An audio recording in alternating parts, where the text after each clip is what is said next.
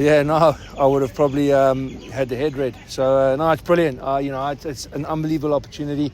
Even this morning, I didn't think I'd be getting up and wrestling with Harry Wilson or Fraser McWright. So, yeah, it's outstanding. The work that Pierre's trying to do with them all. Eddie's been really clear in the directive of what he expects from, a Wallaby set piece from our scrum and line-out. So, it's a great opportunity to keep improving that. Where does it sort of, in the early sort of looks at it, does the Wallabies scrum stack up to the Northern Hemisphere scrums? I think there's moments where it really does. I look back at that first scrum against France. France put in where, Australia have pumped them off the ball and won a penalty. So I think it's 1 minute into the game. So, there's some good scrummages here. There's good set-piece people. We got to keep striving for the consistency of it. So when it's really good and when it drops off at the moment, that's sort of too big. So we've got to get more consistent in what we're doing in our application, particularly maul and scrum. There's a lot of depth in the Wallabies. Yeah, there's a lot of good players. I mean, you saw this morning, I look at the props, Pone, Taniela, Al Alatoa still to come in. Sam Talakai's being capped. We've got Zane Nonga in as well, who's had a good season with the Reds. So just in that, key position like tighthead, there's everybody scrapping for position, which is great. From your sort of insights, how's Taniela tracking? Is he going to be able to withstand the workload of a World Cup with his injury? Yeah, look, he's, people who have known him said this is the hardest he's ever worked. So I couldn't be more pleased with him at the moment. On his day, he's as good as anybody in the world. Not just carrying the ball, but actually what he does at set piece. He's a mountain of a man. But it's the depth. Al Alatoa has been outstanding for the Brumbies. So yeah, look, Taniela needs to keep pushing to get him where we need to get to. But he's right on track. We're really pleased with where he is. Do you think he's on track for South Africa? Yep, that's what we're talking to him about. So we'll see. Every day is just an opportunity for him to get closer and closer. And like I said, probably the most pleasing thing for me is he's the bloke coming to grab us. His weight's dropped. He's into Clarkey, the head of S&C. He's into me every day. A little bit more, please, a little bit more. So I think his application, his attitude's been outstanding. Yeah, you would have coached against him, I suppose, in the last World Cup. What sort of opponent does Taniela make at tight head, and what sort of difference can he make to a Wallabies team when he's fit and firing? Yeah, he can make a big difference. He's, for a big man, he's explosive. And those are the ones that can cause you problems.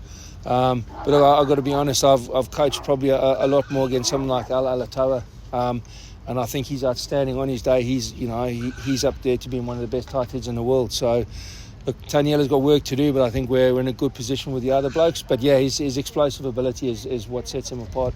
Is it a concern? Alan's obviously got a calf injury. Is he going to be okay? Is it a concern given we're kind of less than a month out from the first test that you got a couple of tight heads with injury problems? No, I spoke to Palms the other day. Al's, Al, if they were playing in the final, if they'd made the final, I'm pretty sure Al would have been involved.